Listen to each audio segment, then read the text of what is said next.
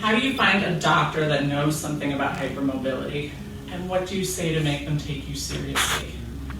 Getting medical support can be challenging for people, especially when you have conditions that are not easy to diagnose, not easy to treat, and not everybody knows about them. So there's a couple of things that you want to know. Figure out who you're going to. And you can call the office and find out if hypermobility is something that that physician is familiar with or works with. And if they say no, then you know you don't need to waste your time and you keep looking. If you're talking about like a primary care physician, which everyone needs for all of those medical things, and that can be somebody who can help you find diagnosis and testing and treatment, then you want somebody who either knows about it or is willing to learn about it and to walk through the process with you. Now, what to say? I often counsel people, focus on one thing.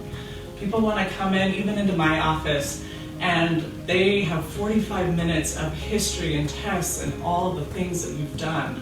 And while all of it is important, it's not necessarily all important right at that second.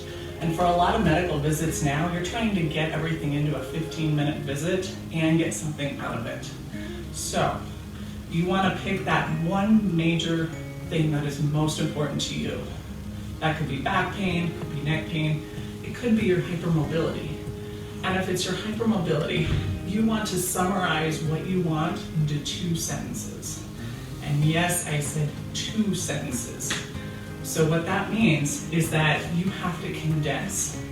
For example, if I want to talk to my doctor about my hypermobility that I think is really bothering me, then I might go in and say, you know, I've had this widespread body pain for the last 5 years that I haven't been able to get ahead of, and I've heard about hypermobility and I'm really interested in finding out if that might be part of my problem.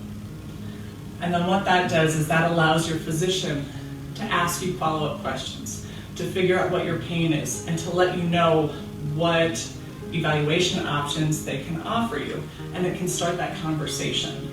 Instead of getting sidetracked off of a rabbit hole for, you know, your foot pain or some other injury that's really not your main priority, but all of a sudden you're walking out of the office and you realize you don't have a plan for the hypermobility, which is what you wanted in the first place. Also know what your physicians can do for you. So if you're looking for referrals, if you're looking for diagnosis, if you're looking for testing, you want to make sure that you're working within that physician's realm. And if they're not comfortable, you want them to be able to refer you on to someone else who can help you with those things.